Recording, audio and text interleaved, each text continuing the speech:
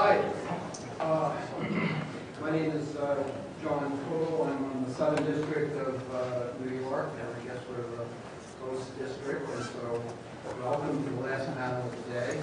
I want to add my thanks to Fordham Law School for hosting this event, and to Professor Capra, the members of the Law Review for the great job and the great hospitality that they've shown us. They've done a spectacular job.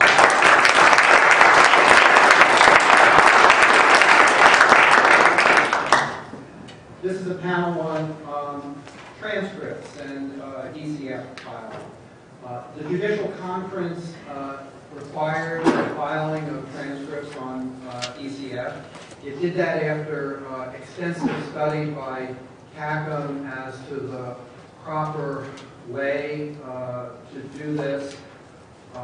It arises from the general proposition that what is public in the clerk's office should, as a general proposition, be available remotely online, and there was basically no reason to treat transcripts differently, except for the fact that there may be matters in the transcripts which are said in open court that you wouldn't file in a document.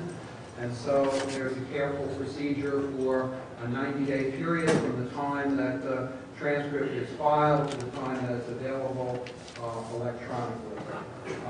There are several questions that have arisen over this. How are the courts dealing with the rule? How well does it work? Should we be doing anything better? How does it work in criminal cases with some of the issues that you've heard from some of the filings in criminal cases? How does it affect jurors? How does it affect the voir dire process of jurors? And we have a great panel to help to answer some of these questions and give their perspective. Their biographies are all in your material.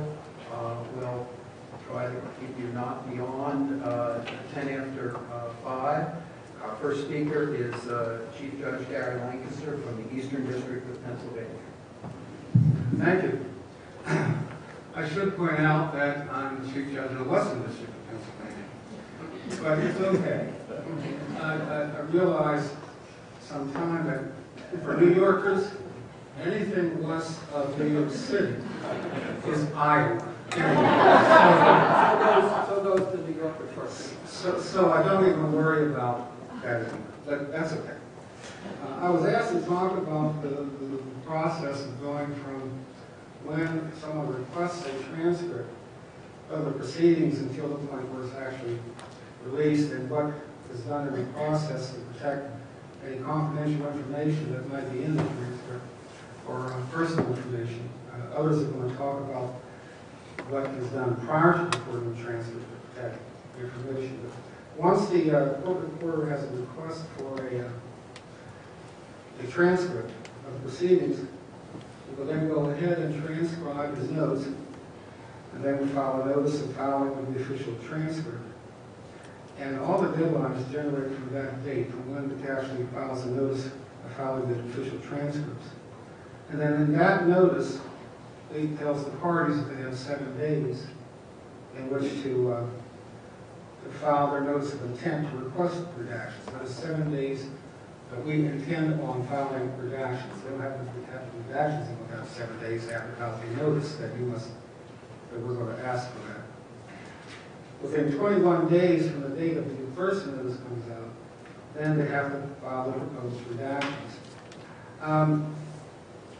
The court reporter can redact personal identifiers without any order. There are 5 specifically listed: name, address, social security number, and like.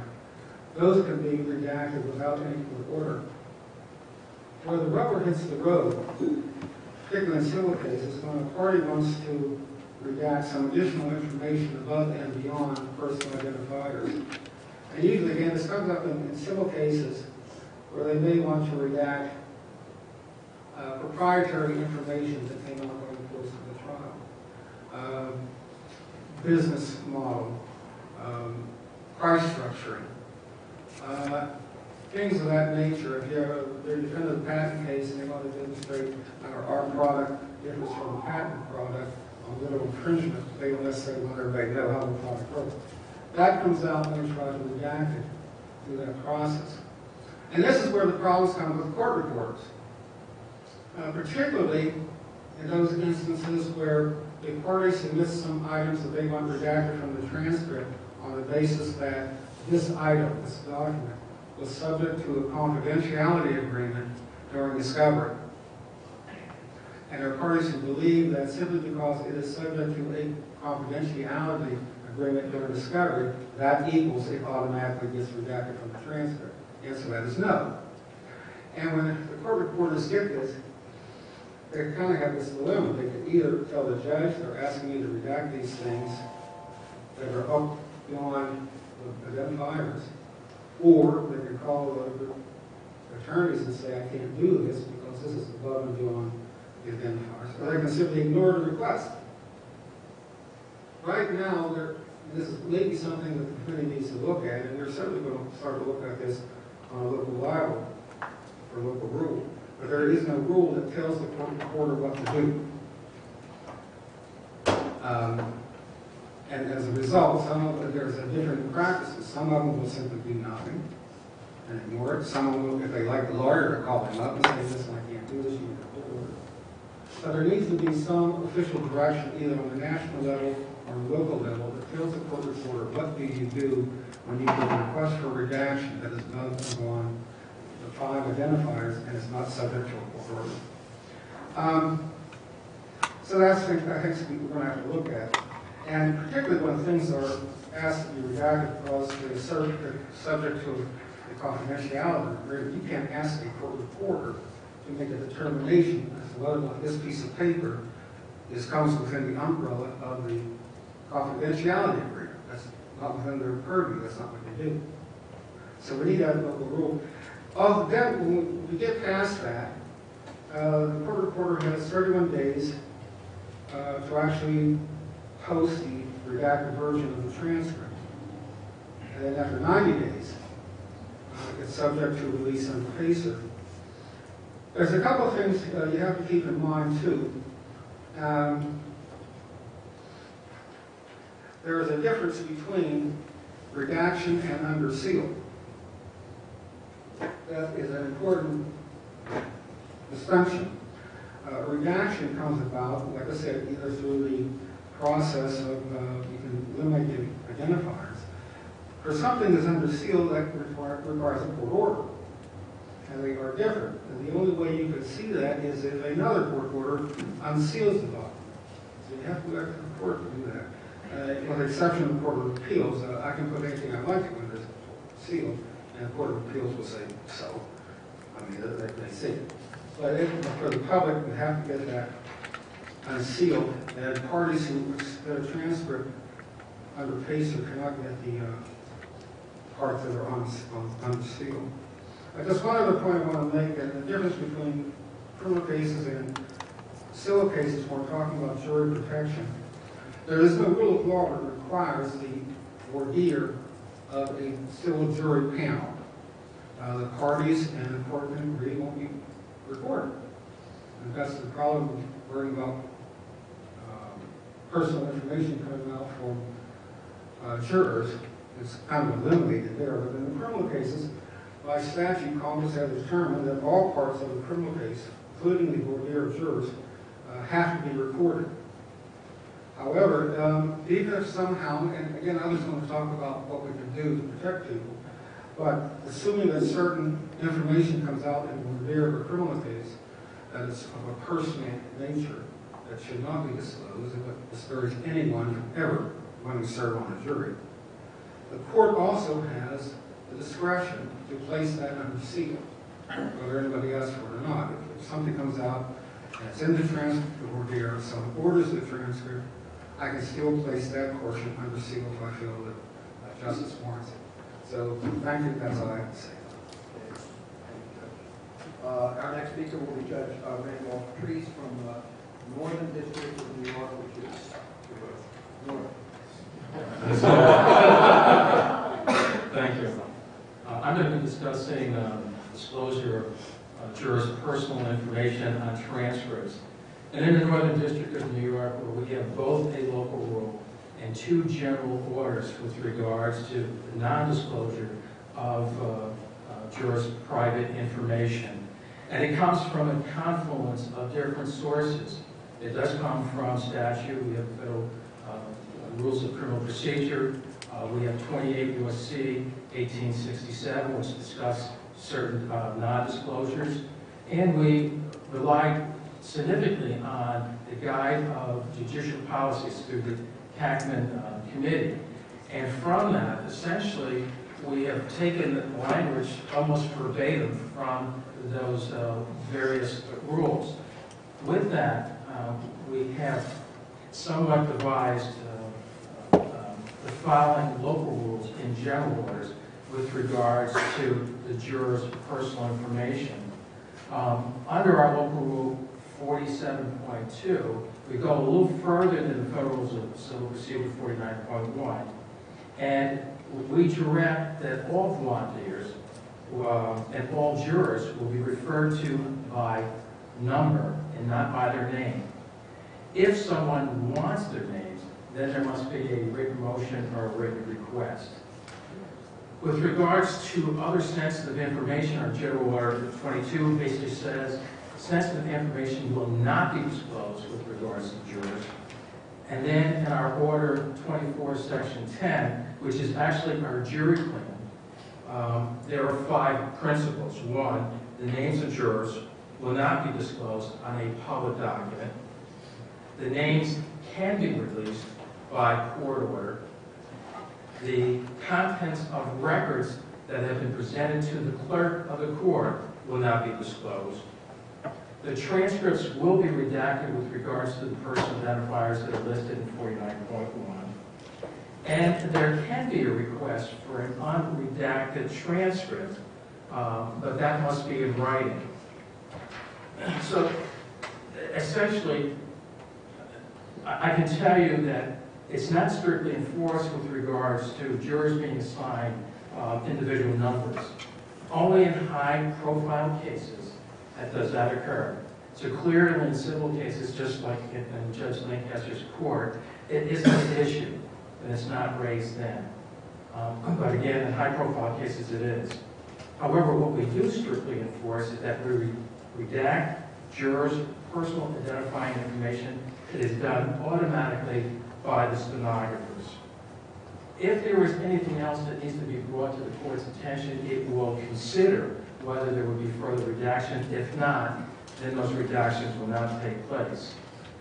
If there is a request for further redaction, the court will go through the balancing of the qualified public access and balancing against any other paramount right or higher value of whether or not it should be disclosed or not disclosed.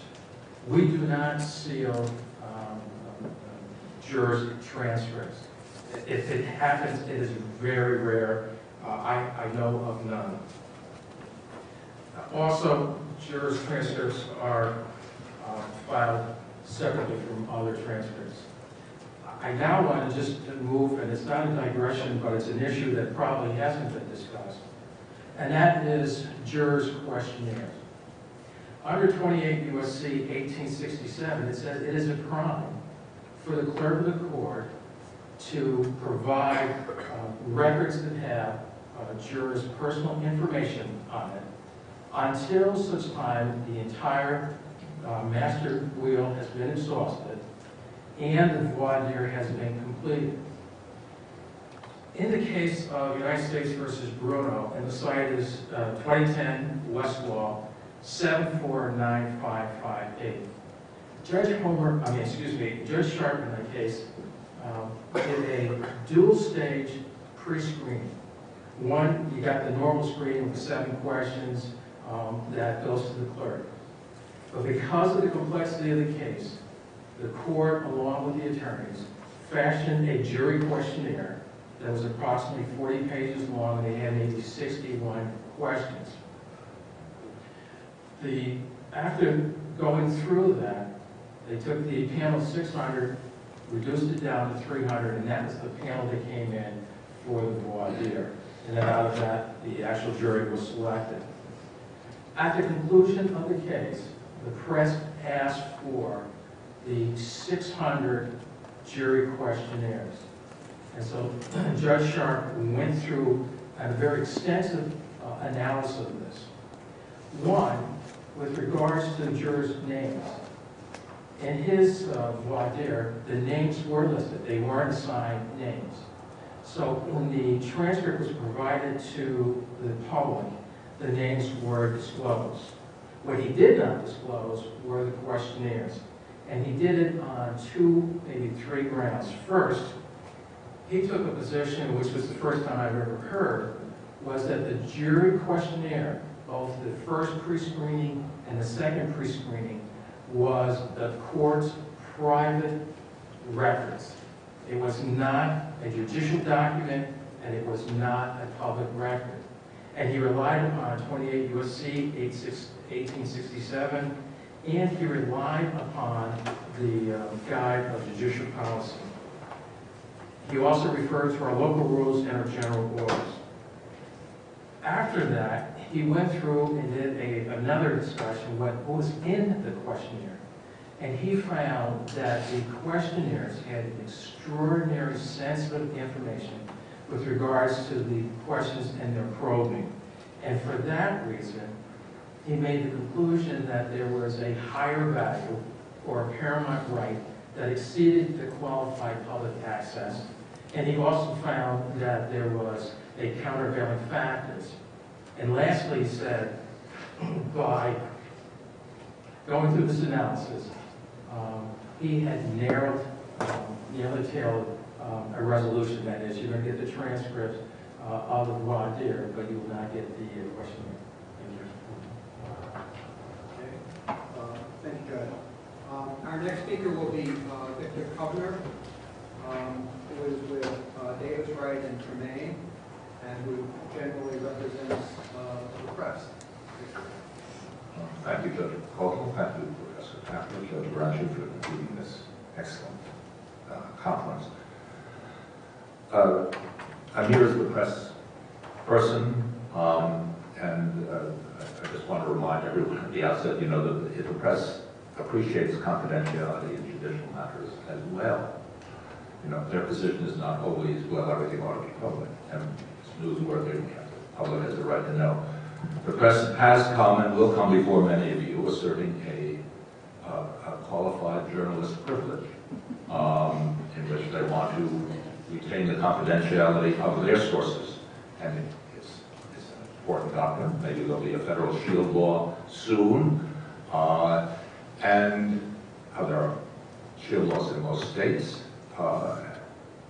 It's a qualified privilege, so sometimes some confidential information comes out, may be available for attorney's eyes only, may have to come to trial. There are a variety of techniques where a case can be tried, and yet some sensitive information may not be seen by everybody. Keep that in mind when you hear that everything must be open. I thought I would share the perfect storm of early 2004 with you very briefly. That's a trilogy of cases that arose in the New York metropolitan area where the press made successful requests for juror information during high-profile criminal trials. You're familiar with them, I'm sure, but it's just worth noting, looking overall in context. We started with the Martha Stewart case in January of 2004, an enormous press coverage. Following the distribution of questionnaires in the paneling process, a paraphrased portion of the questionnaire appeared on Gawker.com. There was no evidence that the media played any role in that disclosure, but the district court chose thereafter to bar the media from attending voir dire while providing subsequent release of voir dire transcripts.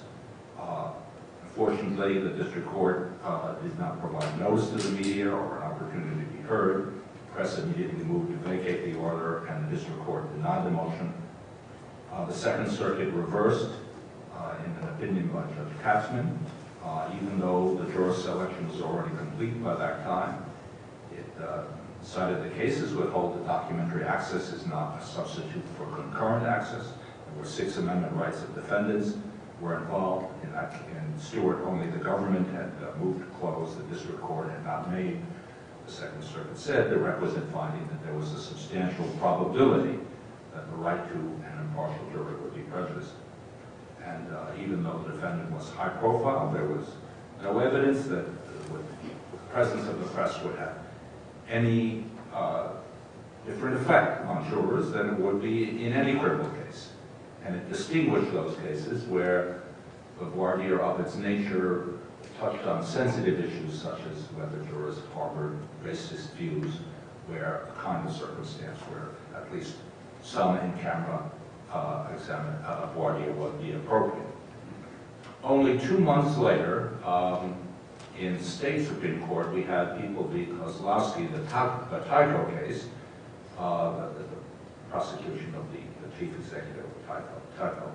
There had been a 6-month trial, and very late in that trial, the press noticed that one juror appeared to be making sympathetic signals toward the defendants, and much press attention followed, including, unfortunately, the identification of that juror while the case was continuing by one newspaper. I make that point because the record is that the press never identifies jurors while the case is pending. Of course, after the case is over, the jurors, many will speak to the press, and people will try to, press reporters will try to locate them. This was so exceptional, and I have to say, the entire press was very troubled by it. Thereafter, the juror received a questionable letter and a call, and other notes, other members of the jury had sent notes to the court regarding that juror. The court had decided to hold an in-camera inquiry into the circumstances, including of that juror, and eventually declared a mistrial. This is after 6 months. It caused quite a storm.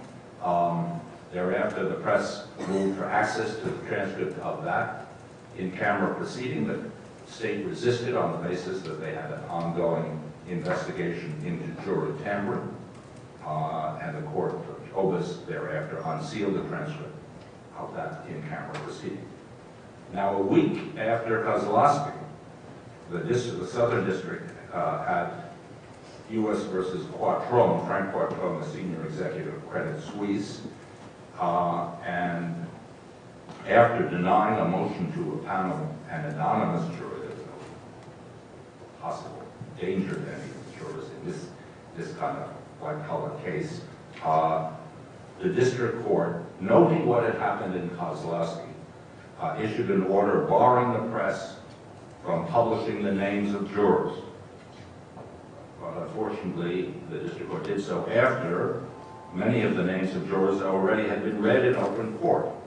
And also, unfortunately, he hadn't given the press an opportunity to be heard, and the order was subsequently by the Second Circuit, Justice Sotomayor, it might be noted, found that it was a unconstitutional prior restraint.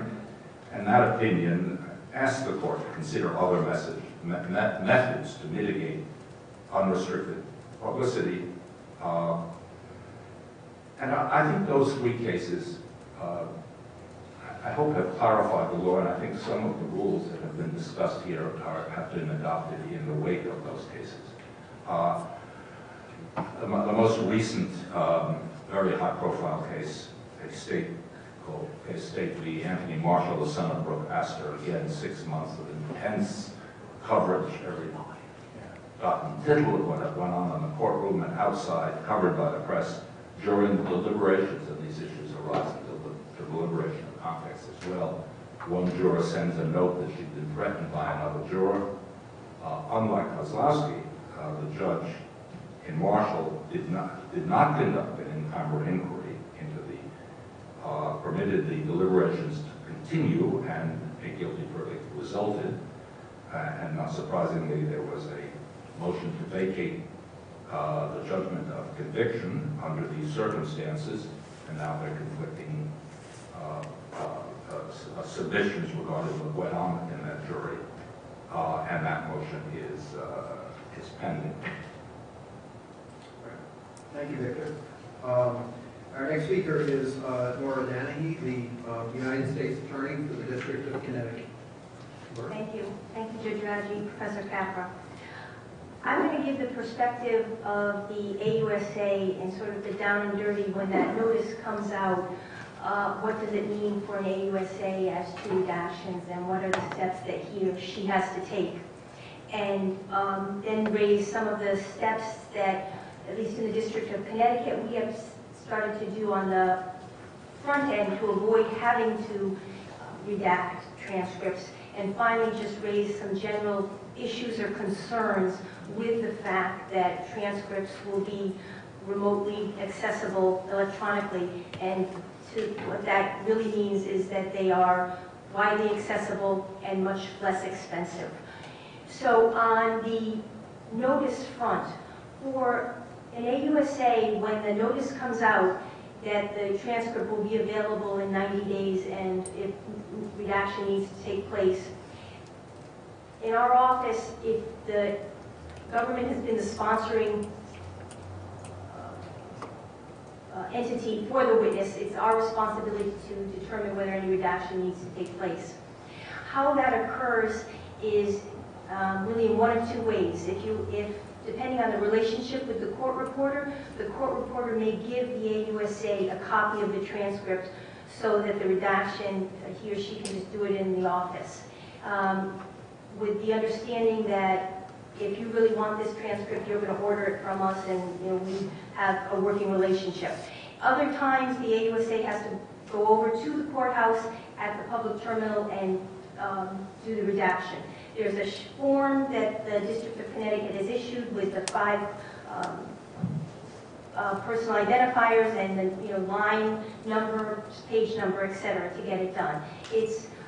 When this first came out, the reaction was the sky is falling. That hasn't really proven to be true.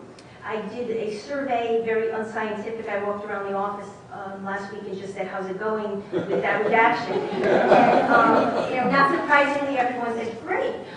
So I don't know if, in fact, it really is going well and folks are diligent in doing what they're supposed to do, or if they just didn't want to tell me. And maybe the next survey that's done, if the District of Connecticut is not complying, we'll find out. But there wasn't oh my God, this is awful and this is so burdensome, as I sort of initially expected. Just in terms of how different districts are maybe handling this, in Connecticut there's a policy that's on the district court website that specifically provides to attorneys, if you want to redact any information beyond the 5 personal identifiers, you must file a motion with the court. Then steps on the front end to avoid having to kind of go over to the courthouse and physically go through the transcript. Most AUSAs are not putting personal identifiers, they're not saying them in court on the record. And that seems to have been working very well, and exhibits, etc., that are filed, they're being redacted. In addition, with child exploitation cases, human trafficking cases, we have reached agreements oftentimes with defense attorneys not to put the victim's name on the record, so that both sides agree to refer to the victim by initials. Works well in sentencing or more controlled hearings, more difficult in trials where, not for any bad intent, but just in the moment, the attorneys tend to use the witness's name. And so we've had mixed results with that, but we're attempting to do that. The court has taken the step, I think most of the judges in the district now at voir dire are no longer using potential jurors' names. They're referring to them by number. So the transcript itself, there are no names on the transcript. In terms of just general issues, I mean, we've heard today a lot about cooperators and the chilling effect or the increased potential for retribution if the information is electronically available. And obviously, with a transcript of a cooperator's testimony in detail, that concern is there. In addition, the fact of a transcript, and in this case I'm going to talk about, say, with at sentencing or even a plea, where Judge Underhill went through sort of the steps in Connecticut, at least, that are taken to seal the cooperation agreement, delay docketing of the cooperation agreement. When the transcript of the sentencing or the transcript of the plea is ordered and potentially then becomes electronically available, it's going to reflect a sealed portion. So query whether that's sort of undermining the steps that are being taken with the documents themselves, when if somebody orders that transcript and they see up front sealed portion, they're going to know that's likely cooperation. The other aspect that the fact of an electronically available transcript raises is with victims, victim witnesses, and also just more standard witnesses. With victim witnesses, again, I refer to the sort of human trafficking, child exploitation cases, you're asking this person to go up there and in open court, and anybody can be sitting there and it's public, but relay a very painful experience in their life. And then when you have to, if they ask and you have to say, oh, and it will be electronically available and likely on the internet forever, that has a real chilling effect for a victim. And again, I raise the question, is the benefit of remote access to the public at large outweighed by, again, making the transcript available to the parties and to the court? And then on another type of case that hasn't been really talked that much about, which is a witness in a white-collar case or public corruption case. Oftentimes they are going to testify about people in their community, people they've worked with, and high-profile people in their community. And one of the things that sometimes gets them through is when you say, look, you can go up there, tell the truth, tell your story, and it's behind you. And now it may not be behind them in the sense that the transcript will be remotely available to the public, likely in one form or another get out into the internet, and it's there forever. Sort of, when you're trying to tell your kids about Facebook, it's there forever. Same thing here, so that when they're going for a job or when anything else, they can be Googled, and that information is out there. Again, something that I think just needs to be considered in weighing the benefits of remote access. And finally, and I don't think it's been out there long enough, I just raised the possibility of increase of post-trial motions of when the transcripts are out there and people, and likely frivolous, but people can read much more easily as opposed to going down to the courthouse what people have said. I question whether the judges are going to start to get an increase of motions as to the truth or what was testified to, and how those are going to be dealt with. Thank you. Thank you, Laura. Our next speaker is Ben Campbell from the U.S. Attorney for the Eastern District of New York. Ben. First off, let me say I'm very happy to be here. Thank you, Professor Campra, and thank you, Judge Raggi, who I had my first trial in front of, and taught me everything I know. I also want to give a shout out to a point that Judge Lancaster made, which is I am from the Eastern District of New York, but I originally grew up in Iowa, so I'm very much aware of what it means to be considered, I think as some folks refer to us in the Midwest as flyover people. But with that, my formative years have been spent in Brooklyn, and I have to say it was one of the best decisions of my life to come to Brooklyn and join the U.S. Attorney's Office, because the practice that we have there is very diverse. Every kind. Brooklyn is full of lots of innovative people. Many of them conform their conduct to the rule of law. Many of them do not. We have a great deal of innovation and a lot of issues that we have to address. I thought what I would do is spend a little time focusing on sort of the real practical, real world aspects of the redaction process and how it works, and a couple of issues that have arisen. One of the things that I am happy to be here, as I expressed, but one of the things I think that's come out of this for me personally And the job that I have right now is kind of a funky job because I'm responsible for literally everything that goes out of the office. It's got my name on it, which is a little daunting.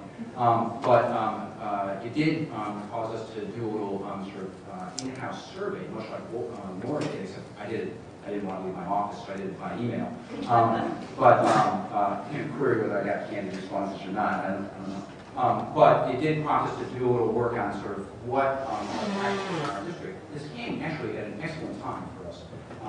Because as many of you know, the department as a whole is revising its discovery policies. And each district had to come up with its discovery policy. We've had a discovery policy in our district for a very long time. What we did is we used this as an opportunity basically to bring everything together and synthesize it and write sort of a comprehensive document that we can give to our newest people and we can give to our senior people. One of the things that we also did in that is we looked at some of the aspects of Rule 49.1 on the criminal side and 5.2 on the civil side. Because as you know, we also represent the United States government when it gets sued, and the government does get sued a lot. One of our, this is an aside, I had one meeting with our civil division folks, and they told me about a case that literally involved a 70-year-old lady pushing a cart full of Bibles across the street that got hit by a postal truck. My advice was settle. But it did illustrate that there are a wide variety of, it was an opportunity for us, I think, to tune our practices a little bit in this regard. What specifically am I talking about? Well, a couple of things. First, we sent out a guidance memo, basically, which we did about a month before I knew I was going to be on this panel, so it's just simple, which basically talks about 49.1 and some of the steps that we can take up front to mitigate and remove the need to go through and redact later on, which is, we had the same, our folks had the same reaction that Nora was describing. Oh my gosh, the sky's falling. The reality is that that really hasn't quite happened, largely because a lot of our people think ahead, and we don't solicit a lot of identifying information in the direct examinations or in proceedings before the court. Frankly, it's not really that necessary. More sensitive issues, I think, are raised by cooperator testimonies and other things, which I'll get to in a few minutes. So we do a lot of the same kind of things that Nora was describing in terms of front-loading and trying to avoid this need to go back and redact later on. I will say that the rule has served very nicely for us to signpost some of the issues for our folks up front that we can use then to not elicit identifying information at trial. Now, there are some exemptions in the rule, many of which I think tailor very nicely to some of the issues that we have to deal with. If we're in a suppression hearing, we're talking about a particular location, or we're talking about an asset forfeiture proceeding, the exemptions tailor very nicely to the kind of discussion that we're going to have on the record. What else have we done? One of the areas where I think we have some concern, or some thought on where we are right now is the question of voir dire. We did, so this is where I did the survey, and I got a wide variety of responses. I got everything from, we never order the voir dire unless there's a Batson challenge or some appeals issue, to we order the voir dire in every case, to, well, it depends on what the court order issue. So it gave us an opportunity to sort of think a little bit about conveying to our folks, you know what, as a practical matter, unless you really need the voir dire, it's probably not a good idea to order the transcript. If you don't order the transcript, then many of the issues that are implicated by the redaction process and some of the sensitivities about what jurors disclosed at the voir dire are not implicated. It also got us thinking a lot about whether or not, and just as a practice pointer, it's a good idea when you're standing there at the sidebar and the juror is telling you the reason why they can't be fair, they're conveying something very sensitive, like they were a victim of a crime, or they have somebody in their family who is HIV positive, or whatever the reasons may be, and they're diverse, to say the least. It's a good practice point for us as a reminder to see, to make a potential application at that moment when all the parties are right there as to whether that should be sealed or not. And in many cases, actually, a lot of times, many of our judges will beat us to the punch in that regard because they understand the issue of making sure that the jurors feel that they can be completely candid. So, in general, the voir dire aspect of this issue, while it's a degree of some sensitivity, hasn't really manifested itself yet in a systemic, problematic way. Now, my issue that I'm grappling with is whether or not that's because we can tinker with our process more effectively to head it off, whether or not it's not being done because the court reporters and the court and the court's office and everything is running sort of episodically. Sometimes we comply with the tenor of the rules, sometimes we don't. That's an issue I think that we're still burrowing into, and I think we have a little bit more work to do in that regard, I think, candidly. I think some of the issues that we just closed by, to avoid going over, because I have a tendency to do that, to talk about a couple of the issues that Nora raised and to echo some of the concerns that we have. One of them is, I think several of the commentators in the previous panels illustrated this point, is that it's not necessarily the public access to this information, but the ease of that access and the nature of which that access can become widely copied and widely available. And that does raise some concerns that we do think about. Now, look, to be perfectly candid, when you have a trial in which a cooperating witness is testifying, many of our trials get a lot of attention and a lot of press coverage. And that means that there are folks sitting in the audience every day reporting on exactly what happens. But those cases, I think, are probably, that's not the everyday case. There's a lot more cases, as Jan was talking about, that involve a lot of folks who are just there doing the best things they can under the system. And some of those folks do testify, and when they do testify, we have had circumstances where we have, people not surprised you to find out that organized crime is alive and well in Brooklyn. Just as an aside, when I told my dad and my mom where I was going to go work, they were back in the Midwest, I got on the phone and I told them, I'm going to be an assistant United States attorney. They were thrilled. And I said, I'm going to go to Brooklyn. It was a long pause. And then my dad said, well, that's where racketeering was invented. And he's right. And what the reason I raised that anecdote, not only to keep you awake, but to convey that we do have a very sophisticated group of folks who pay a lot of attention to what we do, and more importantly, who testifies. And that manifests itself in a lot of ways, and it does manifest itself by cooperative testimony being posted on the internet. That's a fact of life. And we have had people threatened. We have had people threatening institutions. We have had people killed as a result. Everything that Barbara said earlier does apply to us as well. We spend a lot of time in our district paying a lot of attention to that. And it's very significant organized crime cases or gang cases, which we do a lot of. We do have, I'm getting my note that I have a minute. We do have... writing those notes, they just keep flowing. The judge too, so I'm going to follow that to the letter. But then they go east to west. Right. but that is an issue that does cause us a little bit of concern. Similarly, we do have some of the concerns with victims. We've had some very graphic testimony from victims, particularly in child abuse cases, or that have become increasingly common. So those are some of the issues. In general, thanks for the time, and I hope I hit my time limit. Our last speaker will be someone with first-hand knowledge of dealing with the jurors, and notice that it's two representatives from the Eastern District on the panel. Lori McCarthy, who's the jury clerk from the Eastern District. Thank you very much. Good afternoon. Well, almost evening. I'm going to discuss voir dire transcripts and juror privacy concerns. I have not personally received any requests regarding voir dire transcripts, but recently there was a case where the press made a request to the court. About a week after the verdict was rendered, the press requested the release of the voir dire transcript as well as the names, addresses, and telephone numbers of the jurors. The judge issued an order granting the release of the voir dire The judge issued an order granting the release of the voir dire transcript on the condition that prior to public release of the transcript, the court reporter redact any information that could reveal the identity of any prospective juror who participated in the sidebar discussion. On occasion, during orientation or before jurors are sent upstairs for jury selections, they have said that there may be some things that they do not wish to discuss in open court, and we always tell them they have the opportunity to speak with the judge's sidebar if they aren't comfortable about something. I definitely think that before releasing voir dire transcripts, redacting any information from sidebar discussion that could potentially reveal the identity of the juror is a good idea. If voir dire transcripts do become available online and jurors know that their comments, especially the sidebar discussion, will be accessible to the public online, they may not be as forthcoming with their opinions and experiences.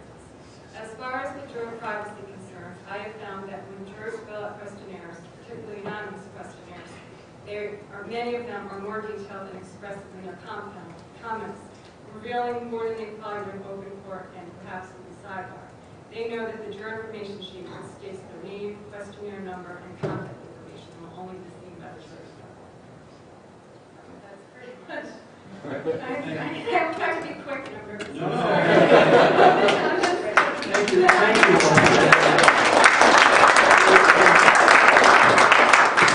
We are just, thank you. We're just really just about on time. So, first of all, questions from you all.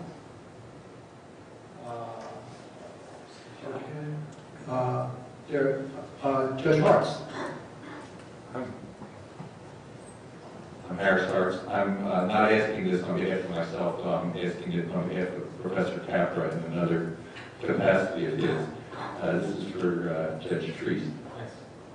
Why is it that with respect to your rules governing transcripts, you have one local rule and two general orders? Why isn't it all in a Well, I can tell you that as of this year, the local rules will subsume the general orders, so there won't be any general orders after this year.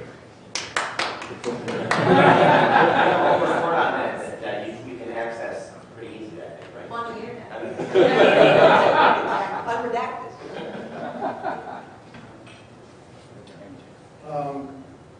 Up there in the back. Guy Knight from the Fordham Law Review. I have a question that I suppose is primarily directed to Mr. Conner, but open to anyone. Maybe discuss requests for sensitive transcript information coming from the press, as distinguished from organizations like, in the Martin Stewart trial, Gawker.com. And I'm curious as to how you might consider that courts should respond to these sensitive requests from organizations like Gawker.com that might not, that are obviously not considered part of the traditional press, not the New York Times, but might be considered more press-like than a private individual, or to sort of be absurd, the website discussed in the earlier panel, the who'sarat.com. We also represent Gawker. Yeah. And on behalf of Gawker, they consider themselves part of the press. And we do represent many online media, and there is competition, and they do resent, in some instances, the circumstances under which traditional media have gotten better access to court filings. Now that, but I think most of that is now all available online, and that resentment has eased. But they think they are gathering news. They are, from a sort of broader perspective, but gathering news nonetheless. Mr. Kaplan? I have a question about the juror number system that I guess is true in Connecticut and Northern District as well. So I've heard from a number of judges that that might depersonalize the whole voir dire process. And I wanted to know if that was an experience, if you had that experience, or if you know that experience in your district. In other words, if you're referring to somebody as juror number 2, it's different than referring to them as, the real. And you're asking that on my behalf? I'm asking that actually on Judge Layton's behalf. And Ron? Yeah, I had a case where I like to personally refer to the jurors and make my name, make them feel comfortable. I had sentenced a guy to 30 years for armed career criminal, and about 7 months later, his sister, who worked for a bail bondsman, ordered the transcript of the voir dire. Nothing else, just the transcript of the voir dire. I ordered the court reporter to convert the names to initials, send the transcript out. I may have committed reversible error. I don't know. I seldom know. I can say in terms of the assignment of numbers, it's more practicing the breach. Judges, the attorneys refer to the names. It was just in 2 very high-profile cases, in both of them terrorist cases, where the court directed that they would be discussed as numbers. And that's the only 2 instances that I can think of. Though the local rule basically says that they're supposed to do it on a regular basis. But it's just to show you the judges can follow their own rules. In Connecticut, it's more of a common practice. In Connecticut, it's more of a common practice. It's fairly recent. I don't think the judges themselves, from what I understand, haven't objected, and also have not. It was actually at their own suggestion that the practice started. And I would also understand that jurors, when it's explained to them why they're being referred to as numbers as opposed to names, appreciate it. What is explained to them? Just that they've been given names, and for purposes of this proceeding, they're going to be referred to by name just for ease. I don't think it's gone through. I don't. Nobody says the defendant's a really bad guy. No. No, that's that's not a good idea, but are the jurors told, look, we're referring to you we're not referring to you by name because the transcript of this proceeding may be available online. It may be available on the internet. And to protect your privacy, we're not going to refer to you by name. The answer is I don't know. And I don't know if Judge Underhill is still here. So I don't want to answer that. I would hope I would think that would be a reasonable explanation. So I don't see why it couldn't be done. But I just don't want to speak because I haven't actually been there. So.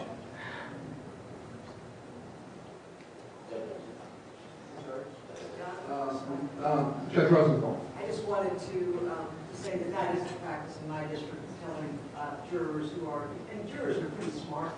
They get the fact that they're juror number one instead of Mr., Mrs., or Ms. So-and-so is for the purpose of keeping their names optional or forbidden.